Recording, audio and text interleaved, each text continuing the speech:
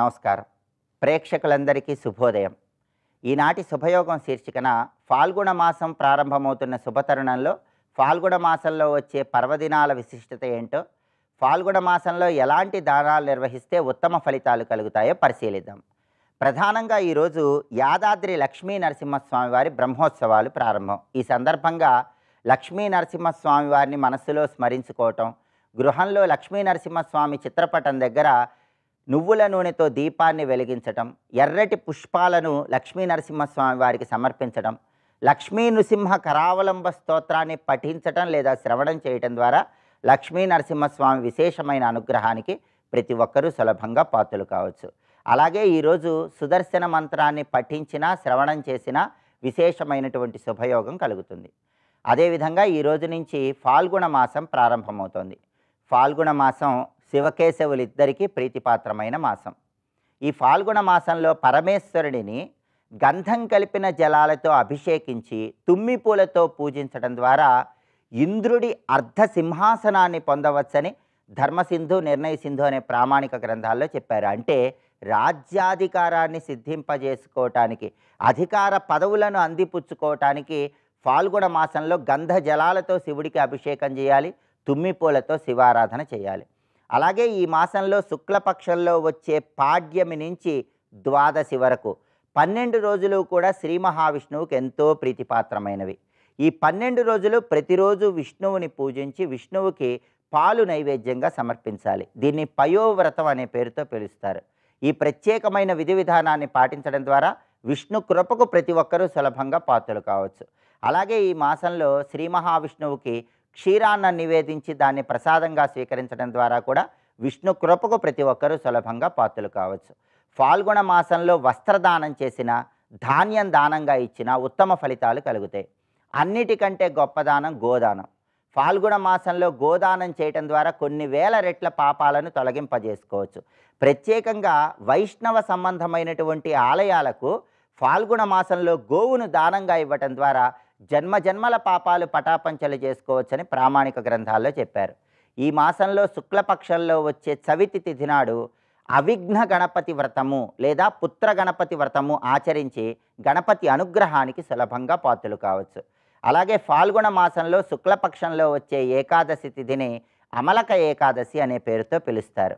ఈ అమలక ఏకాదశి రోజు ఉసిరిక చెట్టును పూజించటం, ఉసిరిక చెట్టు దగ్గర దీపాన్ని వెలిగించడం, ఉసిరిక చెట్టుకు ప్రదక్షిణలు చేయటం ద్వారా శ్రీమన్నారాయణమూర్తి సంపూర్ణ అనుగ్రహానికి పాత్రులై వృత్తి, ఉద్యోగ, వ్యాపార రంగాల్లో విశేషమైన శుభ ఫలితాలను సిద్ధింపజేసుకోవచ్చు.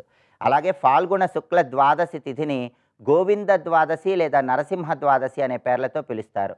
ఆ రోజు నరసింహస్వామిని పూజించడం ద్వారా, గోవింద నామాన్ని స్మరించుకోవటం ద్వారా విష్ణు కృపకు సులభంగా పాత్రలు కావచ్చు. అలాగే ఫాల్గుణ మాసంలో వచ్చే పౌర్ణమి తిథి నాడు హోళీ పర్వదినంగా జరుపుకోవటం, ఆ రోజు పరమేశ్వరుణ్ణి పూజించటం, అలాగే శ్రీ మహాలక్ష్మీదేవిని పూజించడం ద్వారా ఉత్తమ ఫలితాలు కలుగుతాయి. హోళీ రోజు శ్రీ మహాలక్ష్మీదేవిని ఉదయం పూట లక్ష్మీ అష్టోత్తరం చదువుతూ పూజించినట్లయితే సంపూర్ణంగా లక్ష్మీ కటాక్షం కలుగుతుంది. అలాగే హోళీ పర్వదినం రోజు శ్రీకృష్ణ పరమాత్మ డోలోత్సవాన్ని నిర్వహిస్తారు. డోలి అంటే ఉయ్యాల అని అర్థం. కృష్ణ పరమాత్మని ఊయలలో వేసిన రోజు కాబట్టి ఆ రోజు శ్రీకృష్ణ పరమాత్మను ఆరాధన చేయటం ద్వారా కూడా విశేషమైన శుభ ఫలితాలు కలుగుతాయి.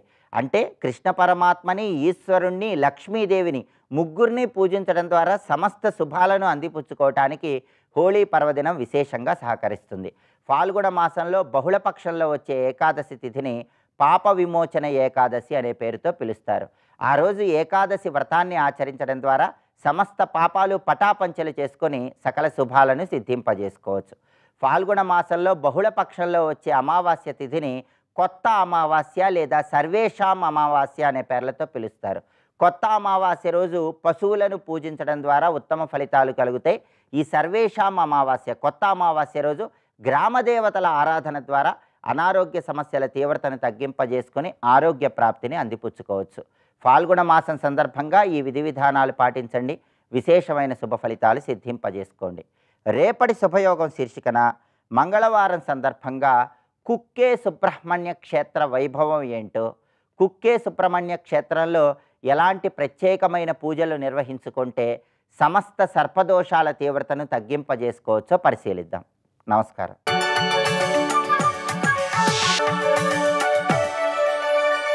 నందకిశోర నవనీత చోర నాద విహార శ్రీధర నందకిశోర నవనీత చోర నాద విహార శ్రీధర. అనంత జన్మలంటే మోక్షము వరకు అంతు లేకుండా ఉన్నవి, కానీ అసలు జన్మలే ఉంటాయి మోక్షం లేదనడానికి కాదు. ఇక్కడ సంసారం యొక్క అనంతత్వము పరమాత్మ యొక్క అనంతత్వం వంటిది కాదు. సంసారం యొక్క అనంతత్వము జ్ఞానం వల్ల పోతున్నాయి, మోక్షం వల్ల పోతుంది. కానీ మళ్ళీ మోక్షం వచ్చే వరకు కోట్లాది జన్మ లెక్కలేని అనుభవిస్తున్నాం కనుక, అంతు లేకుండా అనుభవిస్తున్నాం కనుక దానికి అనంత శబ్దం వాడారు. పరమాత్మ శాశ్వతుడు కనుక అనంత శబ్దం వాడారు. ఇది రెండింటికి తెలిసింది కదా శబ్దం బట్టి. కానీ అక్షరుడు జీవుడు అంటే పరమేశ్వరుడు లాంటి అక్షరుడైనా కాదు, రెంటికి తేడా ఉన్నది. ప్రకృతిస్థం కనుక అవ్యక్త దశలో ఉన్న మాయాశక్తియే అక్షరము, మాయాశక్తితో తాదాత్మ్యం చెందినవాడు అక్షరుడే. రెండు తెలిసిపోతున్నది ఇక్కడ. అందుకే భగవత్పాదుల వారి భాష్యం ఎంత స్పష్టంగా ఉన్నదో చూడండి. ఉత్తమ పురుషస్త్వన్య అన్య, ఈ రెండూ కాక ఎవడున్నాడో వాడు ఉత్తమ పురుషుడు. ఉత్తమ పురుషుడు అంటే ఉత్తమ, ఉత్తమ అంటే ఉత్కృష్ట పురుష అన్నారు ఇక్కడ. ఉత్కృష్ట అంటే రెండిటిని మించినవాడు అన్నాడు. వాడు ఎలాంటి వాడు అంటే వాడిని ఏ పేర్లతో పిలవాలో చూడండి. ఉత్తమ పురుషస్త్వన్య పరమాత్మ ఇది ఉదాహృత అని పరమాత్మ అని పేర్కొంటున్నారు అన్నారు. శాస్త్రం ఆ విధంగా చెప్పబడుతున్నది. ఏమని? పరమాత్మ అంటున్నది. పరమాత్మ ఎందుకంటే అవిద్యాత్మకమైన దేహాదులతో తాదాత్మ్యం చెందిపోతే జీవాత్మ. ఈయన వీటికి అతీతుడు కదా, అతీతున్నప్పుడు పరమాత్మ అనాలి. పరమాత్మ శబ్దం ఎలా వాడాలో చెప్తున్నాడు. అత్యంత విలక్షణ ఆభ్యాం, ఆభ్యాం అంటే రెండింటికి. ఏ రెండింటికి? క్షరమునకు అక్షరమునకు విలక్షణుడై ఉన్నాడు గనక ఉత్తమ పురుష అన్నారయ్య. ఉత్కృష్టతమ పురుష, ఉత్తమ పురుష. పరమాత్మ ఇది, పరమాత్మ అని ఎందుకన్నారంటే పరమశ్చ అసౌ దేహాద్యవిద్యాకృతాత్మభ్య ఆత్మా చ సర్వభూతానాం ప్రత్యక్చేతన ఇత్యతః అన్నారు ఇక్కడ. అంటే అవిద్యారూపమైన ఉపాధులకు అతీతంగా ఉన్నవాడు. అవిద్యారూపణ ఉపాధులు, ఉపాధులు అనగా వ్యక్తోపాధులు అవ్యక్తోపాధి రెండిటికి కూడా ఆయన అతీతంగా ఉన్నాడు. అతీతం అవగానే సర్వభూతానాం ప్రత్యక్చేతన, సర్వభూతములలో ప్రత్యేగాత్మగా ఎవడున్నాడో వాడిని పరమాత్మ అనాలి. అంటే అతీతం అనే మాట వచ్చినప్పుడే పరశబ్దం వస్తుంది. సర్వోత్కృష్టం దీనిలోనూ ఉంటూనే దీనికి అంటకుండా పైన ఉన్నాడండి. మొత్తం భగవంతుడి గురించి ఇంతే మాట. అన్నిట్లో ఉంటూనే అంటకుండా అతీతంగా ఉండడం మొత్తం. అన్నిట్లో ఉన్నాడు అంటకుండా అతీతంగా. అతీతం అనే తత్వం తెలుసుకునేటప్పటికల్లా పరం అనే శబ్దం వస్తుంది. కనుక ఆయన పరమాత్మ అని చెప్పబడుతున్నాడు. అంటే అనేక భూతములు యందు ఆత్మలుగా వ్యవహరింపబడుతున్నటువంటి జీవులకు అతీతముగా ప్రత్యేగాత్మగా ఉన్నటువంటి వాడు ఇది. అని పరమాత్మ ఆయన ఎలా ఉన్నాడు? యో లోకత్రయమావిశ్య బిభర్తి అవ్యయ ఈశ్వర. అత్యద్భుతమైన మాట. ఆయనే మూడు లోకాల్ని ఆవిశ్య, మూడు లోకాల్లో సంపూర్ణముగా ప్రవేశించి బిభర్తి పోషిస్తున్నాడయ్యా, భరిస్తున్నాడు ఈ జగత్తుని అన్నాడు.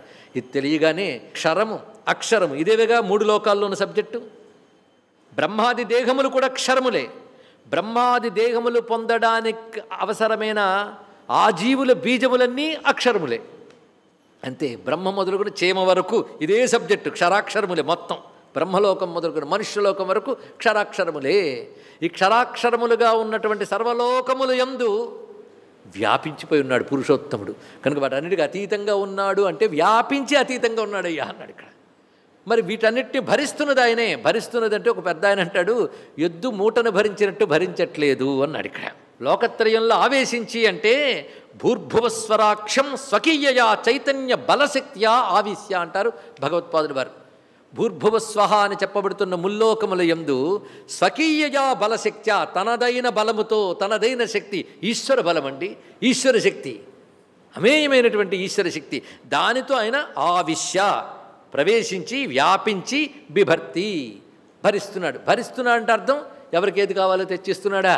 జీతాలు ఇస్తున్నాడా? ఉద్యోగాలు చేసి మరేం చేస్తున్నాడు? బిభర్తి అంటే స్వరూప సద్భావ మాత్రేణ బిభర్తి అన్నారు ఇక్కడ. ప్రతివారిలో స్వరూపముగా సద్భావముగా ఉండి, అంటే ప్రతివారిలో ప్రత్యేగాత్మగా అనంత శక్తి సంపన్నుడుగా ఉంటూ వివిధములైన క్షరాక్షరములంతటినీ ఆయన వ్యాపించి నడిపిస్తున్నాడు ఇక్కడ.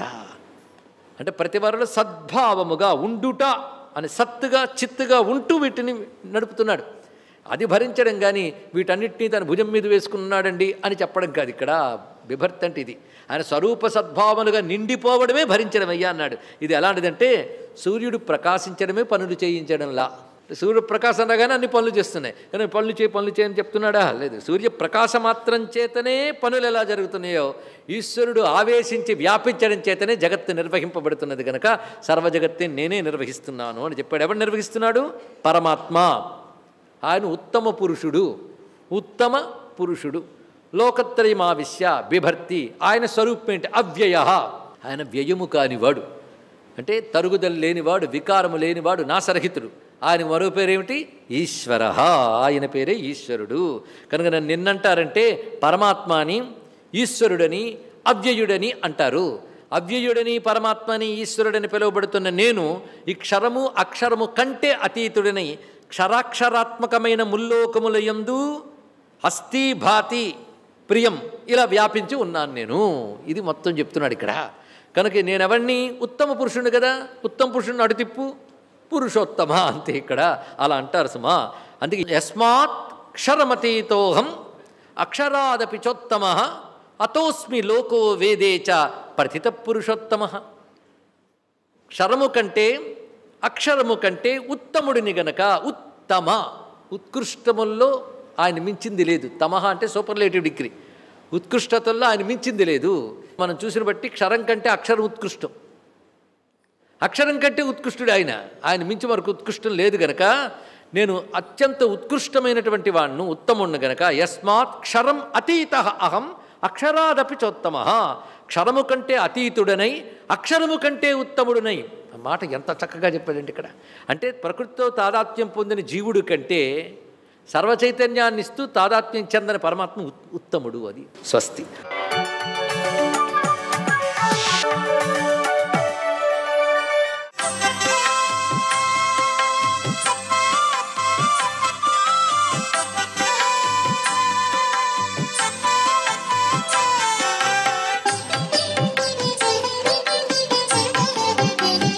ఓం నమో నారాయణాయ. ఓం నమః శివాయ. శ్రీమాత్రే నమః. ఈనాటి నుంచి ఫాల్గుణ మాస ప్రారంభం. ఫాల్గుణ పాడ్యమి నాడు చేసేటువంటి దానాలు అశ్వమేధ యాగ సత్ఫలితాన్ని ప్రసాదిస్తాయని చెప్పేసి శాస్త్రం. అందుచేత ఈరోజు చాలా ప్రత్యేకత లక్షణం శాస్త్రంలో చెప్పారు కాబట్టి ఉత్తముడైనటువంటి వేద పండితునికి ఏదైనా సరే దానం కనుక ఇచ్చినట్లయితే కోరికలు మనవన్నీ నెరవేరుతాయి అని చెప్పేసి మన పూర్వీకులు చెప్పడం జరిగింది. దాని రీత్యా ఈరోజు చేసేటువంటి దానం సమస్త శుభాల్ని కూడాను ప్రసాదిస్తుంది. ఏది ఏమైనప్పటికీ కూడాను మానవ జీవితం అంతా కూడాను మనం చేసేటువంటి పుణ్య పరంపరలకి అనుగుణంతో పాటుగా దాన ధర్మాల యొక్క ప్రభావానికి అంకితమై ఉంటుంది. ఏ వ్యక్తి అయితే దాన ధర్మాలకి ఎక్కువ విలువిస్తారో వారి వంశం ఎటువంటి కష్టాలు లేకుండా, ఆర్థికపరమైన చిక్కులు లేకుండా జీవనం మొత్తం కూడాను సుఖప్రదమై గడపడానికి ఆస్కారం ఉంటుంది. పూర్వీకులు చేసినటువంటి దాన పుణ్య ఫలమే ఈనాడు మనం అనుభవిస్తున్నటువంటి సుఖ సంతోషాలు అని కూడా చెప్పుకోవాలి. ఇది బాగా గుర్తుపెట్టుకొని పితృదేవతలకు కృతజ్ఞతలు కూడా చెప్పుకోవాలన్నమాట. మనం ఈ జన్మ అంత గొప్పగా ఉండేందుకు చేసినందుకు అనే విషయం కూడా ఇక్కడ గుర్తుపెట్టుకోవాలి. పాల్గొన మాసరీత్యా ఎవరికైతే సద్భావన ఉంటుందో వాళ్ళు మరింతగా అభివృద్ధి చెందడానికి పరమేశ్వరుడు ఆస్కారాన్ని ప్రసాదిస్తాడు సుమా అంటుంది శాస్త్రం.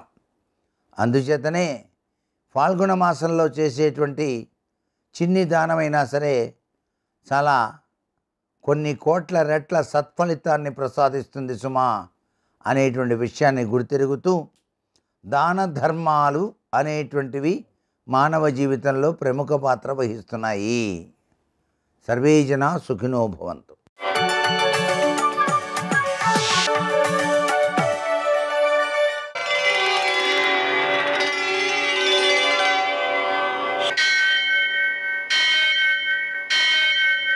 సహస్ర విశ్వశీరుషం దేవం విశ్వాక్షం విశ్వశంభువం విశ్వం నారాయణం దేవమక్షరం పరమం పదం విశ్వతః పరమాం నిత్యం విశ్వం నారాయణగుం హరిం విశ్వమేవేదం పురుషస్తద్విశ్వముపజీవతి పతిం విశ్వస్యాత్మేశ్వరం శాశ్వతం శివమచ్యుతం నారాయణం మహాజ్ఞేయం విశ్వాత్మానం పరాయణం.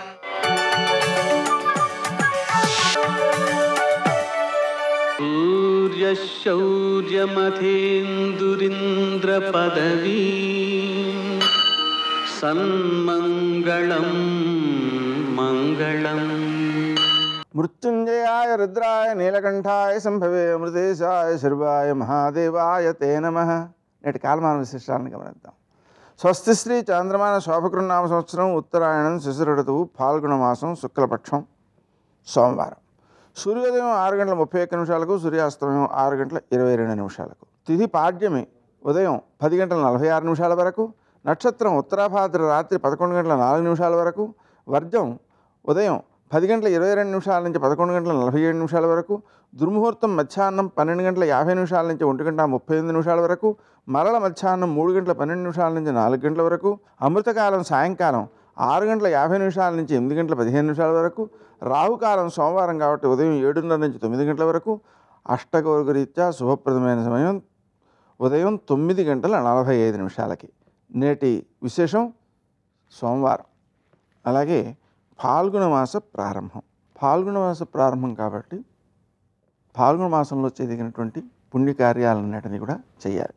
అలాగే సోమవారం కావడం వలన శివునకు పరివార సహితంగా పూజ చేసుకోవడం మంచిది. శివ పూజ వల్ల ఆయన యొక్క అనుగ్రహంతో అద్వైత వాసన సిద్ధిస్తుంది.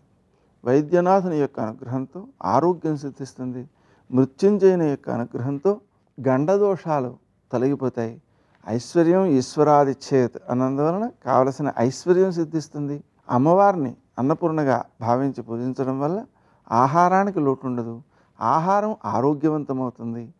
మనం చేసే ప్రతి పనికి విఘ్నం రాకుండాను, ఏ పనులైతే పరిణామంలో దుఃఖప్రదాలు అవి ఆరంభంలోనే విఘ్నం వచ్చి ఆగిపోయేట్లుగాను అనుగ్రహించేటువంటి ఆ గణపతి విఘ్నాలను, మంచి పనులకు విఘ్నాలు లేకుండా చేస్తాడు. అలాగనే కుమారస్వామి చక్కగా లౌకిక అలౌకిక జ్ఞానాల సమన్వయాన్ని అందజేస్తాడు. గంగ స్మరణమాత్రం చేతనే పవిత్రం చేస్తుంది. ఆ విధంగా అంగదేవతలతో సహా ఆ శంకరుణ్ణి ఆరాధించుకోవడానికి సోమవారం చాలా మంచిది. నేటి ఆణిముత్యాలు.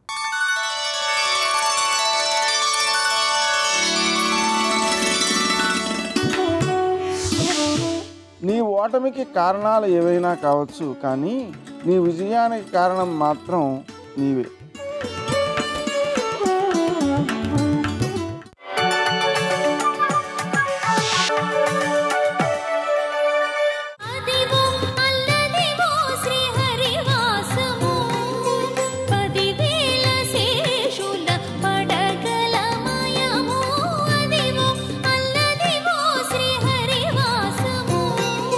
గజకుంభముల మించు నిజబర సొర్రపై పలికెడి తేనియ పాట పుట్ట కలికి నెలవంక కుంకుమ చిలువ పుట్ట.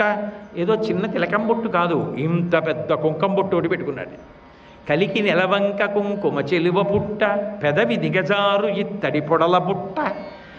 ఎవరైనా చెవులకి దుద్దులు చూకాలు అని పెట్టుకుంటారు. పెద్దవి ఎలాడుతుంటే అందంగా ఉంటుందేమో బహుశా, చెవికి కష్టం బొగ్గకి అందం అన్నాడు నీతిశతకంలో.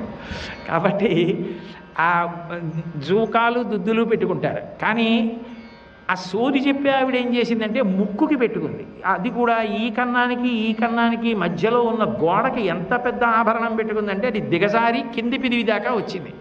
నోట్లో ముద్దెలా పెట్టుకుంటుందో అడ్డురాదా అని అనుమానం వచ్చేటట్టుగా ఉంది అది సాగిపోయి ముక్కు.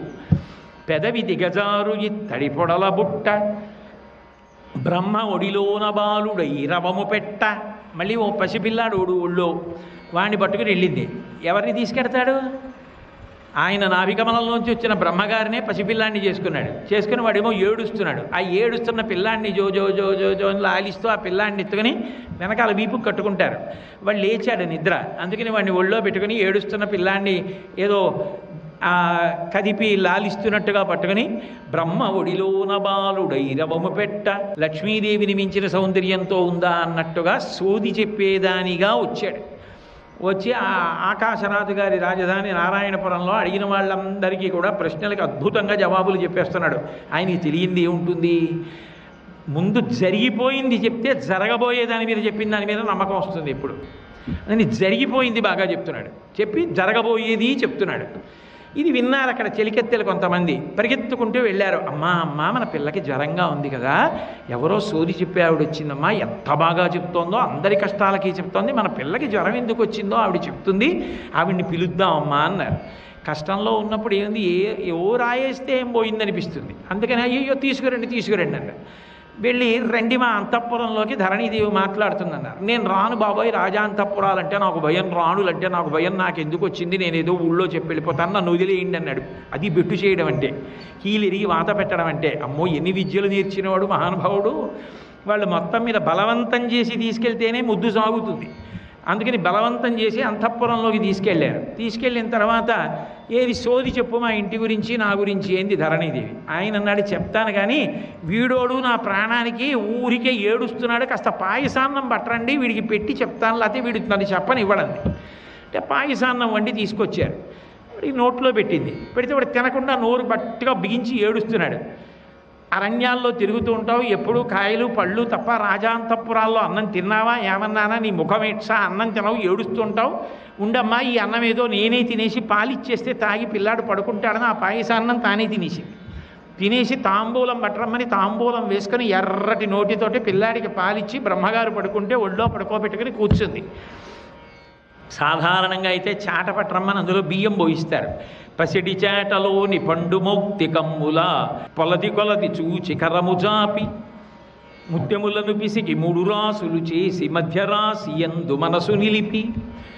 బియ్యానికి బదులు మరి మహారాణి గారు కదా, అంతఃపురం కదా, అందుకని ఓ పసిడి చాటలోని బంగారు చాట తీసుకొచ్చింది ధరణీదేవి. అందులో బియ్యానికి బదులు ముత్యాలు పోసింది. 3 కుప్పలు చెయ్యి నీ చేత్తో. ఆవిడేదో ఇక్కడో కుప్ప చేసింది. ఆవిడ దగ్గర ఒక జోలు ఉంటుంది, ఆ సోది చెప్పేవాళ్ళ దగ్గర, అందులోంచి ఒక కర్ర తీసి ఆ కర్ర ఇలా పట్టుకుని అవతల వైపు నువ్వు పట్టుకోంది. అవతల వైపు ఆవిడ పట్టుకుంది, యువతల వైపు ఈవిడ పట్టుకుంది, సోది చెప్పేటట్టు. ఎవరు సోది చెప్పే ఆవిడ, మర్చిపోకూడదు వెంకటేశ్వర స్వామి. ఆ 3 కుప్పల మీద ఇలా చెయ్యి పెట్టిస్తూ చెప్తారు. మళ్ళీ ఏదో ఇలా పెట్టినట్టు మళ్ళీ ఇలా పెట్టించి చెప్తూ ఉంటారు. అలా పసిడి చేటలోని పండె ముత్యముల పొలది కొలది చూపి కరము చాపి ముత్యములను పిసికి 3 రాసులు చేసి మధ్యరాశి యందు మనసు నిలిపి. ఆ మధ్యరాశి దగ్గర కర్ర పట్టుకోమని చేయి పెట్టించి అలా పట్టుకుని చెప్పినప్పుడు మరి భూత భవిష్యత్ వర్తమాన కాలాలు చెప్పాలి కదా. చెప్పాలి అంటే భగవంతుడు లోపల నుంచి పలికించాలి. కాలం చెప్పడం అంటే మాటలంటే అది ఉపాసన బలం. అందుకని భగవంతుణ్ణి ప్రార్థించింది. నిజంగా సూర్య చెప్పేవాళ్ళు ఎలా ప్రార్థన చేస్తారో అలా ప్రార్థన చేసింది. స్వామి శ్రీయపతిగా నెలకొన్నవాడా, శ్రీ మహాలక్ష్మిని చేకొన్నవాడా, ఏదాలు బొమ్మన్నగిచ్చిన్నవాడా, పాదైన పెనుగొంట పట్టిన్నవాడా, సూకార రూపుతో సొగసైన దేవా, చేకొన్న బాలుణ్ణి చేకొన్నవాడా, మరుగుజ్జు రూపాన మహికొన్న దేవా, దొరకడకరాయన్న దొంగల్లరాయ, నల్లోడ పిల్లోడ నడిపించు దేవా, సల్లగా గొడ్డల్ని సారించినోడా, పెద్దగా వచ్చేటి ముద్దైన దేవా, బుద్ధావతారుడా సక్కున్న దేవ, బదరినారాయుడా బంధమోక్షకుడా, బ్రహ్మాండ నాయక భక్తరక్షకుడా, కంచి కామాక్షి కాశీ విశాలాక్షి మధుర మీనాక్షి బెదవాడ కనకదుర్గమ్మ శ్రీశైల భ్రమరాంబిక, నాకు వాక్కీయరే మంచి వాక్కీయరే తల్లి, వాక్కీయరే మంచి వాక్కీయరే అని ప్రార్థన చేసింది. ఎవరిని చేసినట్టు? స్వామి శ్రీయప్పతిగా నెలకొన్నవాడా, శ్రీ మహాలక్ష్మిని చేకొన్నవాడా, అవన్నీ శ్రీ మహావిష్ణువే. ఆయననే ప్రార్థన చేసుకున్నాడు నిజానికి. కానీ సోది చెప్పేవాళ్ళు ఎలా చేస్తారో అలాగే చేశాడు చమత్కారంగా. చేసి ఎడమ చెవి చూపితే బుర్రిదే అనుకో, గడ్డాన్ని చూపితే బుర్రోడు అనుకో, తల్లి నీకున్నది ఇద్దరే తల్లి, బుర్రోడు ఉన్నాడు బుర్రిది ఉంది. వారం క్రితం తోటకెళ్ళిందే అమ్మ, తోటకెళ్ళిన తల్లి రాజకుమారుణ్ణి చూసింది. పంగనామాలవాడు బొల్లిగద్దనెక్కి 3 లోకాలు తిరిగేటివాడు, నల్లటి కాంతులతో మెరిసేటివాడు, వాణ్ణి చూసినప్పటి నుంచి వలపుకొన్నదే తల్లి, వాణ్ణి చేసుకోవాలని నీ కూతురు విళ్ళూరుతోందే అమ్మ, వాడికిచ్చే నువ్వు పెళ్లి చెయ్యవే తల్లి, లేకుంటే నీ బిడ్డ నీకు దక్కదే అమ్మ, నా వాక్కు ఎన్నడూ పొల్లుపోదే తల్లి, నా మాట నమ్మి పెళ్లి చెయ్యవే అమ్మ, పెళ్ళికి మళ్ళొస్తాను తాంబూలం పుచ్చుకుంటానే తల్లి, ఈ మాటకెప్పుడు ఎదురు లేదే అమ్మ, నీ ఇంట శుభాలు నిండుగా జరగాలే తల్లి అని సోది చెప్పి బయలుదేరడానికి సిద్ధపడింది. సర్వం శ్రీ ఉమామహేశ్వర పరబ్రహ్మార్పణమస్తు. స్వస్తి.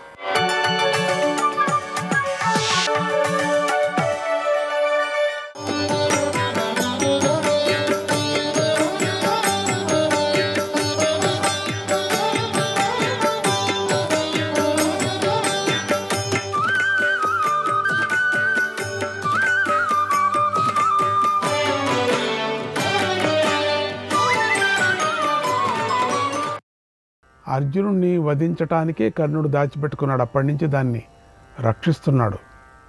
చాలా చిల్లర ధనస్సులంతా బయటికి వేసి తీసి అవన్నీ ప్రయోగించాడు అందరి మీద. చాలా తెలుసు, అన్నీ పోయాయి. ఇదొకటి ఉంది బాగా మంచి పవర్ఫుల్. ఇది మిగతా కూడా ఉన్నాయి కానీ అంత కాదు. చాలా సంవత్సరాల నుంచి దాన్ని ఎంతో గౌరవించాడు, దినము పూజించాడు, ఆదరించాడు, దినము చూసే బయటకు వెళ్ళేవాడు. అటువంటి దాన్ని చాలా భద్రపరుచుకున్నాడు. కర్ణుడిని చంపటానికి కర్ణకుండలాలు చాలు అని అనుకున్నాడు, చెప్పారు ఎవరో. అందుకని ఇంద్రుడు పన్నాగం బట్టి దాన్ని తీసేసుకున్నాడు. అప్పుడు అర్జునుడు మిగులుతాడు కదా అని, కొడుకు కదా. అతి బుద్ధివంతుతో ఏం చేశాడు కర్ణుడు, అయితే పోనీ తీసుకో, సూర్యుడు చెప్పించిన మాటలు ఇవన్నీ కూడా. కవచకుండలాలు తీసుకున్నందుకు బదులుగా నాకు ఆ శక్తిని ఇచ్చేసేయి. ఆ శక్తిని కర్ణుడికి అప్పుడు ఇచ్చాడు, పర్వాలేదు తీసుకొని. అది అందరికీ తెలుసు. వైజయంతి అనేటువంటి ఆ శక్తి సమస్తాన్ని నాశనం చేసేటువంటి యమధర్మరాజు యొక్క నాలుకలాగా ఉంది. అది మృత్యువుకు తోబుట్టువులాగా ఉంది. మండుతున్న ఉల్కలలాగా కనిపిస్తుంది, జ్వలిస్తుంది. ఆ దివ్యశక్తిని కర్ణుడు ఘటోద్గజుడి మీదకు ప్రయోగించాడు తట్టుకోలేక. ఆ శక్తి శ్రేష్టమైనది. దాన్ని చూసి ఘటోద్గజుడు భయపడ్డాడు. వెంటనే తన శరీరాన్ని వింధ్యాపర్వతంలాగా పెంచేసి పరిగెత్తాడు. అప్పుడు ఆకాశంలో ఉన్న ప్రాణులు ఆ శక్తిని చూసి భయంకరంగా అరిచాయి. ఆ సమయంలో భయంకరమైన గాలులు వీచాయి. మెరుపులతో కూడిన పెద్ద పిడుగు నేల మీద పడింది. ఆ శక్తి వేగంగా దూసుకొని వచ్చి రాక్షసమాయను భస్మం చేసింది. మరింత వేగంగా ప్రయాణం చేసి ఘటోద్గజుడి గుండెను చీల్చేసింది. తర్వాత అది చీకట్లో వెలుగులు విరజమ్ముతూ ఆకాశంలో పైకి వెళ్ళి నక్షత్రాల మధ్యలోకి వెళ్ళిపోయింది. అంతకుముందే ఘటోద్గజుడి శరీరం దివ్యాస్త్రాలు, నాగాస్త్రాలు, మానుషాస్త్రాలు, రాక్షసాస్త్రాలు మొదలైన ఇలా అనేక అస్త్రాలతో చీలిపోయి ఉంది. చివరికి ఇంద్రశక్తి ఘటోద్గజుడిని ఛేదించింది. దాంతో ఘటోద్గజుడు భయంకరంగా అరుస్తూ తన ప్రాణాలను విడిచిపెట్టాడు. ఓ మహారాజా, ఘటోద్గజుడు చనిపోతూ శత్రువులను వధించాలని ఒక విచిత్రమైన పని చేశాడు. అది అందరికీ ఆశ్చర్యాన్ని కలిగించింది. ఆ శక్తి ఆయుధం ఛేదించిన సమయంలో ఘటోద్గజుడు పెద్ద పర్వతంలాగా అయిపోయాడు. మేఘంలాగా విశాలమైన శరీరాన్ని ధరించాడు. అప్పుడు అతడి దేహం చీలిపోయింది. అతడికి ప్రాణాలు పోయాయి. తల కింద ఉండగా మొద్దుపారిన శరీరంతో అతడు ఉన్నాడు. బయటకు వచ్చిన నాలుకతో పెద్ద ఆకారాన్ని ధరించున్నాడు. దబ్బున ఆకాశం నుండి నేల మీద పడ్డాడు.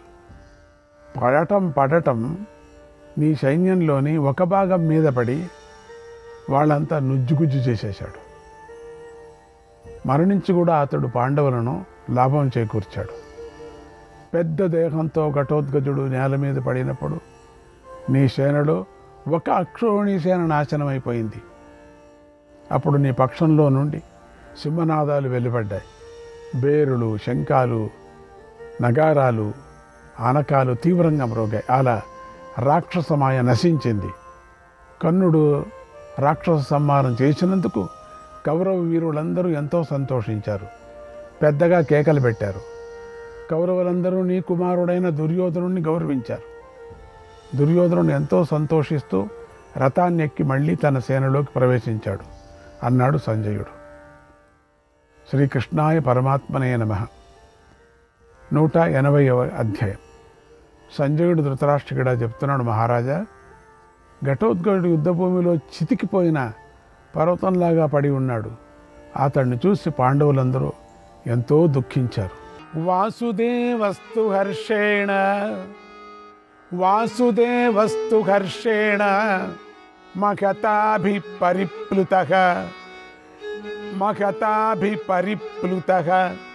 ననాదసింహనాదం వై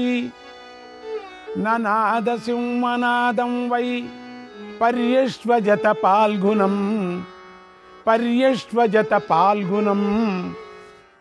ఆ సమయంలో శ్రీకృష్ణుడైతే పరమానందపడిపోయాడు.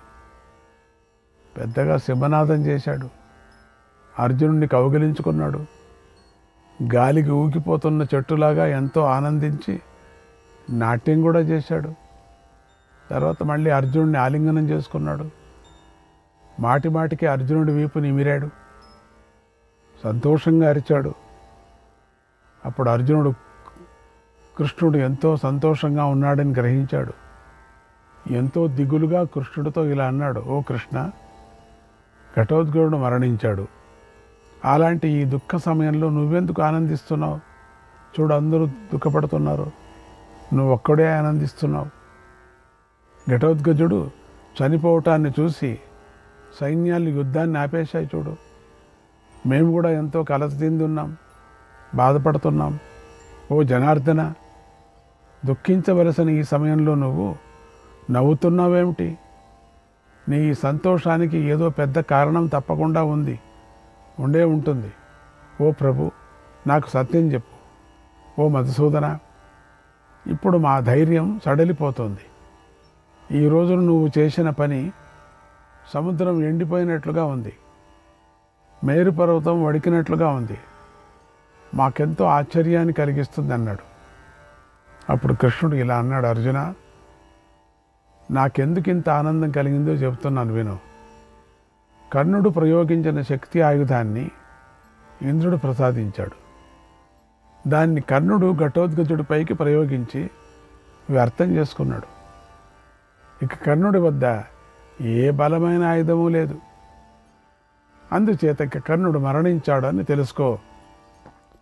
శక్తిని పట్టుకున్న కుమారస్వామిలాగా కర్ణుడు కూడా తన శక్తిని పట్టుకొని నిలబడితే ఇక ఈ లోకంలో అతన్ని ఎవడూ గెలచలేరు. ఇది నిజం. దిష్ట్యాపనీత కవచక దిష్ట్యాపవృత కుండలక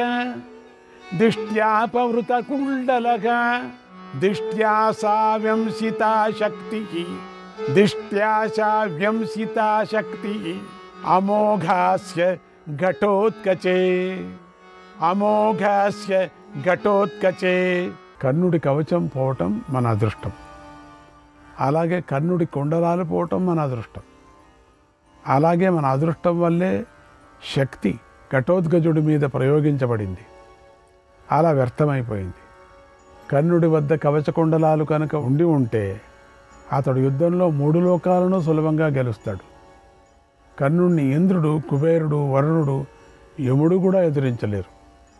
వారే కాదు, గాంధీవం ఎక్కుపెట్టిన నువ్వు కూడా జయించలేవు. సుదర్శన చక్రాన్ని పట్టిన నేను జయించలేను. ఇంద్రుడు కర్ణుడిని మాయ చేసి నీ మేలు కోరే కుండలాలను కవచాన్ని అపహరించాడు. అప్పుడు కర్ణుడు కవచాన్ని కోసి కుండలాలను తీసి ఇంద్రుడికి ఇచ్చాడు. అందువల్లే కర్ణుడు వైకర్తనుడు అని ప్రసిద్ధికెక్కాడు. ఈ రోజున ఇంద్రశక్తి పోవటం వల్ల కర్ణుడు మంత్రబలంతో కట్టబడిన సర్పంలాగా అయిపోయాడు. మంటలు చల్లారిన అగ్నిలాగా అయిపోయాడు. కర్ణుడు కవచకుండలాలను ఇంద్రుడికి ఇచ్చి దాన్ని బదులుగా శక్తి అనే ఆయుధాన్ని ఆయన నుంచి పొందాడు. ఎప్పుడు ఆ శక్తిని చూసుకుంటూ కర్ణుడు నిన్ను చంపినట్లుగానే భావిస్తూ ఉండేవాడు. ఇప్పుడు ఆ శక్తిని కర్ణుడు ఘటోత్కచుడిపైకి ప్రయోగించవలసిన పరిస్థితి ఏర్పడింది. ప్రయోగించేశాడు. కనుక ఓ అర్జున, ఇలా కర్ణుడు శక్తిహీనుడైపోయాడు. ఇక ఈ కర్ణుడిని నువ్వు తప్పక చంపుతావు. ఇది సత్యం. బ్రహ్మణ్యః సత్యవాదీ చ బ్రహ్మణ్యః సత్యవాదీ చ తపస్వీ నియతవ్రతః తపస్వీ నియతవ్రతః రిపుష్వపి దయావాంశ్చ రిపుష్వపి దయావాంశ్చ తస్మాత్ కర్ణో వృషః స్మృతః తస్మాత్ కర్ణో వృషః స్మృతః. కర్ణుడు విప్రభక్తుడు, తపస్వి, నియమాలను వ్రతాలను ఆచరిస్తాడు. శత్రువుల మీద కూడా దయగలిగి ఉంటాడు. అందుకే వృష అనే నామంతో ప్రసిద్ధుడయ్యాడు. వృషుడు అంటే ధర్మాత్ముడు. ఓ అర్జున, ఈ రోజున కవచకుండలాలు లేని ఈ కర్ణుడు ఇంద్రుడిచ్చిన శక్తి ఆయుధాన్ని కూడా పోగొట్టుకున్నాడు. అందువల్ల ఇతడు సామాన్యుడు అయిపోయాడు. ఏకోహి యోగోస్య భవేద్వదాయ ఏకోహి యోగోస్య భవేద్వదాయ ఛిద్రేహీనం స్వప్రమత్తక ప్రమత్తం ఛిద్రేహీనం స్వప్రమత్తక ప్రమత్తం కృచ్ఛ్రం ప్రాప్తం రథచక్రే విమగ్నే కృచ్ఛ్రం ప్రాప్తం రథచక్రే విమగ్నే హన్యాక పూర్వం త్వం తు సంజ్ఞాం విచార్య హన్యాక పూర్వం త్వం తు సంజ్ఞాం విచార్య. ఇంత జరిగిన కర్ణుడిని చంపడానికి ఒకే ఒక ఉపాయం ఉంది. నీతో యుద్ధం చేసే సమయంలో ఒక లోపం జరుగుతుంది. ఆ లోపంతో కర్ణుడు పరాకుగా ఉంటాడు. అప్పుడు కర్ణుడి రథచక్రం భూమిలోకి కూరుకొని పోతుంది. కర్ణుడు సంకట స్థితిలో పడతాడు. అప్పుడు నువ్వు జాగ్రత్తగా ఉండు. నేను చేసే సూచనలు అందుకొని పాటించు. అప్పుడే కర్ణుడిని వధించు. యుద్ధంలో కర్ణుడు ఆయుధం పట్టుకుంటే మాత్రం అజేయుడు. అతడిని ఇంద్రుడు కూడా జయించలేడు. నేనే విభిన్న ఉపాయాలతో మగధ రాజ్యం జరాసంధుణ్ణి, చేదీ దేశాధిపతి అయినటువంటి శిశుపాలుణ్ణి, నిషాదరాజైన ఏకలవ్యుణ్ణి నీ మేలు కోరి ఒక్కొక్కరిగా సంహరించాను. వీరే కాదు, ఇతర రాజులను చంపించాను. హిడంబాసురుడు, కిమ్మీరుడు మొదలైన రాక్షసులను చంపించాను. అలాయుధుణ్ణి, ఘటోత్కచుణ్ణి కూడా చంపించాను అన్నాడు శ్రీకృష్ణుడు. శ్రీకృష్ణాయ పరమాత్మనే నమః. 181వ అధ్యాయం. అర్జునుడు శ్రీకృష్ణుడిని ఇలా అడిగాడు. శ్రీకృష్ణ, నువ్వు మాకు మేలు చేయాలని ఏ ఏ ఉపాయాలను పాటించావు? వాటితో జరాసంధుడు మొదలైన రాజుల్ని ఎలా వధించావు అని అడిగాడు. అప్పుడు శ్రీకృష్ణుడు ఇలా చెప్పాడు. ఓ అర్జున, జరాసంధుణ్ణి, శిశుపాలుడిని, బలవంతుడైన ఏకలవ్యుడు మొదలైన వారిని పూర్వం చంపకపోయినట్లయితే ఇప్పుడు వారు అతి భయంకరులుగా తయారైపోయేవారు. దుష్టుడైన ఈ దుర్యోధనుడు తప్పకుండా వారి సహాయం తీసుకునేవాడు. వారు మనలను నిత్యము ద్వేషించేవారు కనుక కౌరవపక్షాన్ని ఆశ్రయించి మనతో యుద్ధం చేసేవారు. వారు మహావీరులు, ధనుర్ధారులు, అస్త్రవిద్యా నిపుణులు, గట్టిగా నిలబడి యుద్ధం చేస్తారు. వారందరూ కలిసి దుర్యోధనుని సైన్యాన్ని దేవతల్లాగా రక్షిస్తూ ఉండేవారు. అప్పుడు మనం గెలిచేవారమే కాదు, కర్ణుడు, జరాసంధుడు, శిశుపాలుడు, ఏకలవ్యుడు దుర్యోధనుణ్ణి ఆశ్రయించి ఈ భూమినంతా జయించేవారు. ఓ అర్జున, నేను వారిని ఏ ఉపాయాలతో చంపించానో చెబుతున్నాను విను. అజయ్యాహి వినాయోగై అజయ్యాహి వినాయోగై మృదేతే దైవతైరపి. ఉపాయాలు పన్నకపోతే వారిని దేవతలైనా సరే జయించలేరు. అది నిజం. ఓ పార్థ, వారిలో ప్రతి ఒక్కడూ లోకపాలకులు రక్షించే దేవ సైన్యంతో పోరాడతారు. వారంతటి శక్తిమంతులు. పూర్వం బలరాముడు యుద్ధంలో జరాసంధుడిని ఓడించాడు. అందువల్ల జరాసంధుడి కోపించి మమ్మల్ని చంపాలని నిశ్చయించుకున్నాడు. సమస్తాన్ని నాశనం చేసే గదను మాపైకి విసిరేశాడు. ఆ గద ఇంద్రుడు వేసిన వజ్రాయుధంలాగా ఆకాశం నుంచి మా మీదకు పడబోతోంది. వెంటనే బలరాముడు దానిని నివారించాలని స్థూణాకరణం అనేటువంటి అస్త్రాన్ని ప్రయోగించాడు. ఆ అస్త్రంతో ఆ గద నివారించబడింది. అది పర్వతాలను కంపించి వేస్తూ భూమిని చీలుస్తూ కింద పడిపోయింది.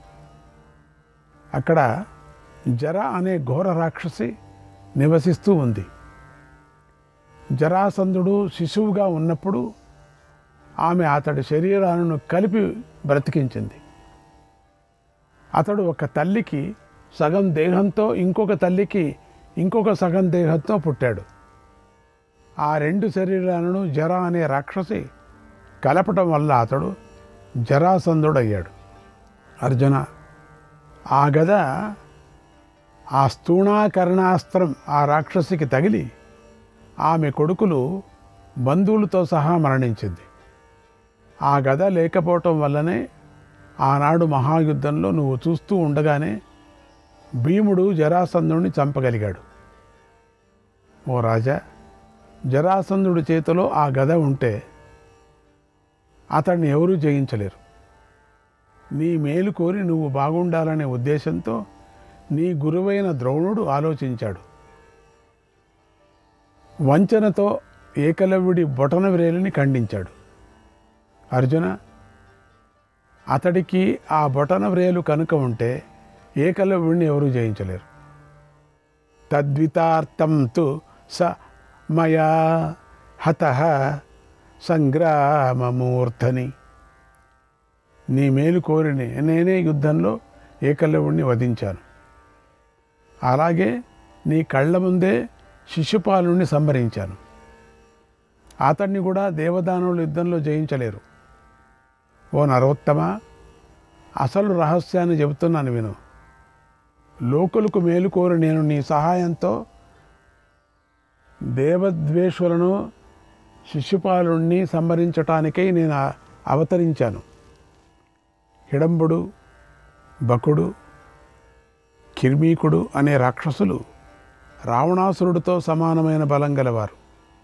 వారు విప్రులను, యజ్ఞాలను నాశనం చేస్తూ ఉంటారు. వారిని భీమసేనుడు వధించాడు. అలాగే ఘటోత్కచుడు మాయాబలంతో అలాయుధుణ్ణి వధించాడు. ఆ ఘటోత్కచుడిని కూడా ఉపాయంతో నేను కర్ణుడి శక్తి ఆయుధంతో చంపించాను. అలా గనుక చంపించకపోతే నేను మరొక విధంగా అతన్ని వధించవలసి ఉండేది. ఈ పనిని ఇంతకు ముందే చేయాలి, కానీ చేయలేదు. ఎందుకంటే నీకు సంతోషం కలిగించాలని ఇంతకుముందే అతన్ని చంపలేదు.